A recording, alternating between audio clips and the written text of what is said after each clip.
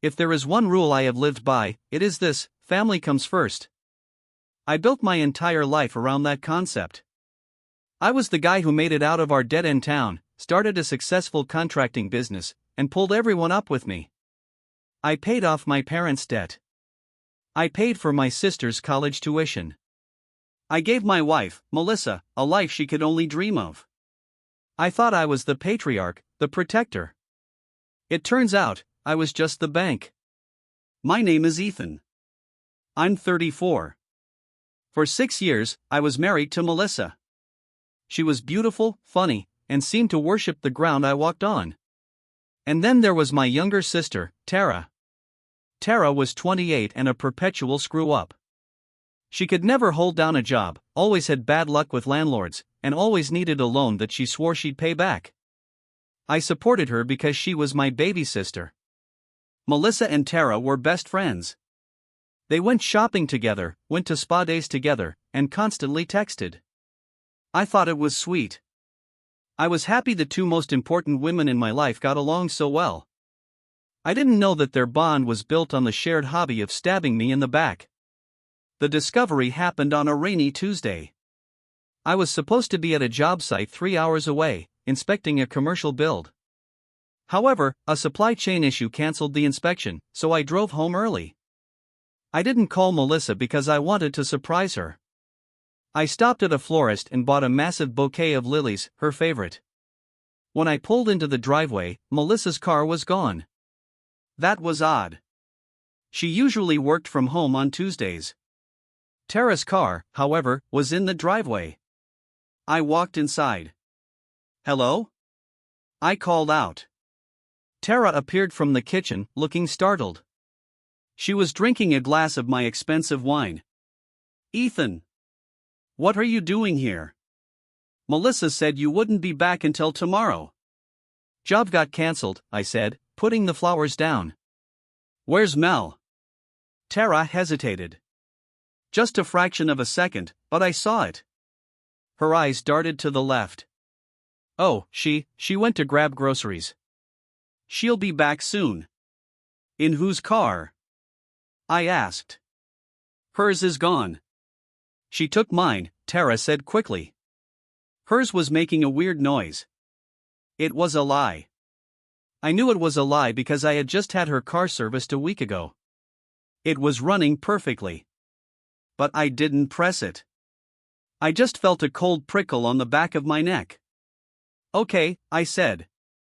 I'm going to hop in the shower. I went upstairs. I didn't go to the shower. I went to my iPad. Melissa and I shared an iCloud account. She usually kept her location turned off, claiming it drained her battery, but her car had a built-in GPS tracker for insurance purposes that she always forgot about. I pulled up the app. Her car wasn't at the grocery store. It was at a Motel 6 on the outskirts of town. My heart hammered against my ribs. I looked at the iPad again. Maybe it was a mistake? Then I looked at the messages.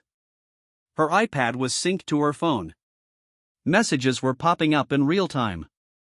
Tara, code red. He's home early. I told him you're at the store.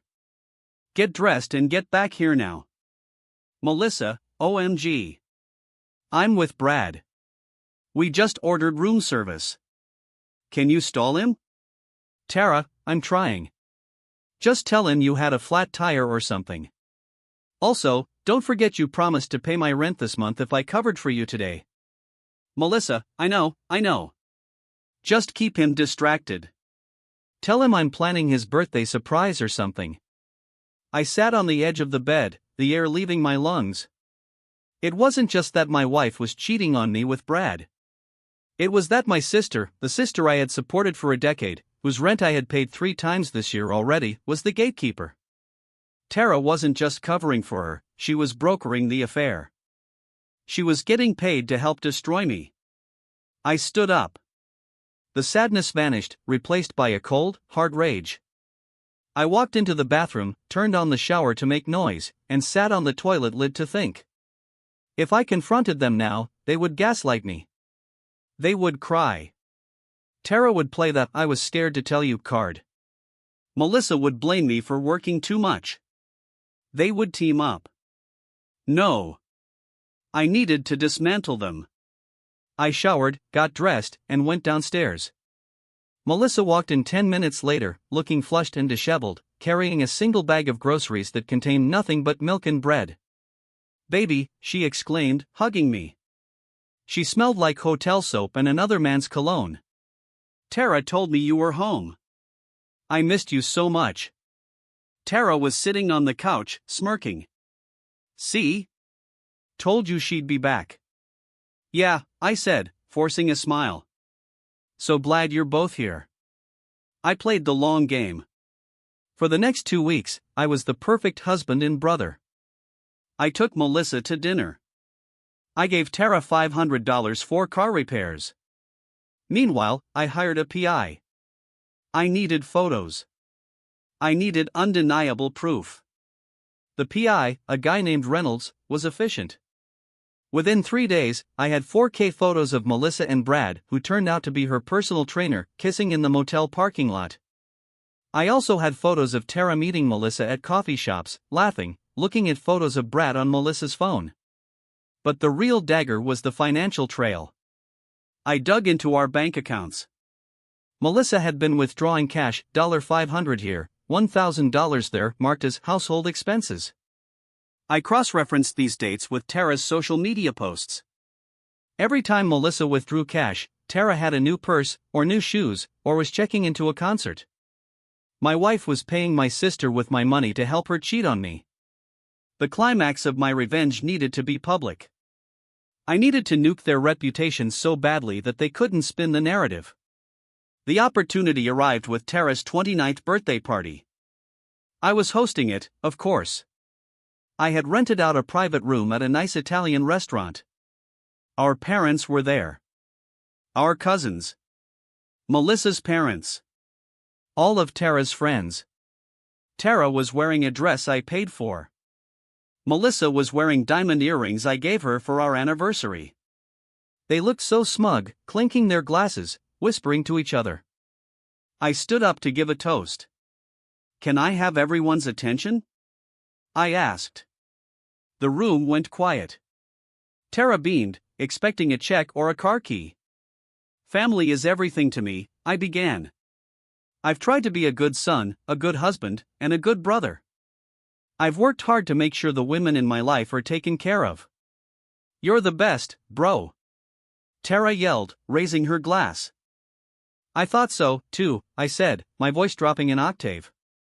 "But recently, I've learned that generosity can sometimes fund betrayal." Melissa's smile faltered. She sensed the shift in the air. "I have a birthday gift for Tara," I said. "And a gift for Melissa." I pulled a stack of large manila envelopes from under the table. I handed one to my mother, one to Melissa's father, and tossed one onto the center of Tara's table. "Open them," I commanded. "Ethan, what is this?" Melissa whispered, standing up. "Sit down, you're drunk." "I'm stone cold sober," I said. My mother opened the envelope first. She pulled out the photos. The high-resolution shots of Melissa and Brad at the motel. The timestamps. Then she pulled out the printed text logs. "Tara, he's such a loser. He has no idea. Make sure you get the cash for my rent before you leave for the hotel. Melissa, don't worry. I'll withdraw it from the joint account. He never checks it." My mother gasped. She looked from the photo to Tara. "Tara? Is this true?" Tara's face went pale. "Mom, no. He faked these. He's crazy." "And the bank statements?" I asked, pointing to the papers Melissa's dad was holding. "Did I fake the transfers from my account to yours, Tara, on the exact dates Melissa was at the motel?" Melissa's father stood up. He was a terrifying man when angry. He looked at his daughter. "You used your husband's money to pay his sister to hide your affair?" Melissa started sobbing. "Daddy, please. Ethan was neglecting me. I was lonely. Lonely? I laughed. I was working to pay for the roof over your head. And you, I turned to Tara. You were the one person I thought would always have my back. I paid your rent. I bailed you out of jail when you got that DUI. And you sold me out for a Gucci bag? It wasn't like that. Tara screamed. I just wanted you to be happy, but Melissa was miserable. Read the text, Tara. I roared. You called me a loser. You mocked me. I looked around the silent room. The party is over, I said. But before I go, a few administrative updates. I looked at Melissa. I filed for divorce this morning. The locks on the house have been changed. Your belongings are in a storage unit. Here is the key.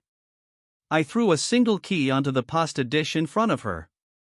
You have zero access to my accounts as of 9 a.m. today.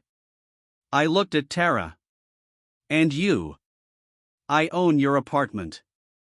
I bought it as an investment and let you live there rent-free. That ends now. You have 30 days to vacate. I've already listed it for rent. Also, your car is in my name. I'm taking it back tonight. You can Uber home. You can't do that. Tara shrieked. I'm your sister. You were my sister, I said. Now. You're just a tenant who violated the lease.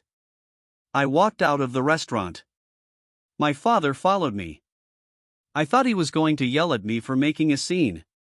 He grabbed my shoulder in the parking lot. I turned around, ready to fight. He pulled me into a hug. I'm sorry, he whispered. I raised her better than that. You did the right thing, son. Walk away. I drove away in the silence of the night. My phone blew up with texts from Melissa begging, Tara threatening suicide, and cousins asking for details. I blocked them all. The fallout was brutal. Melissa tried to fight for the house. But the texts where she admitted to using my money to pay for the affair classified as dissipation of marital assets. The judge was not amused. She got nothing but her personal items. She had to move into a cramped apartment with 2 roommates. Brad dumped her the moment the money stopped flowing. Tara was the worst casualty. My parents were so disgusted by her role in the betrayal, betraying her own blood for cash, that they cut her off, too. She was evicted from the apartment. She lost the car. She had to get a job waiting tables at a diner to make ends meet. She tries to reach out to me sometimes through fake numbers, asking for just a small loan. I never reply. As for me? It took time. I had to rebuild my ability to trust. I focused on my business, which exploded in growth once I stopped hemorrhaging money to 2 parasites. I bought a cabin by a lake, something I always wanted but Melissa hated because of the bugs. I spend my weekends there now, fishing, hiking, and enjoying the silence. Sometimes, people think revenge is about getting even. It's not. Revenge is about revealing the truth. They thought I was blind. They thought I was weak. They thought they could feed off me forever. I just turned the lights on. And roaches hate the light. The end.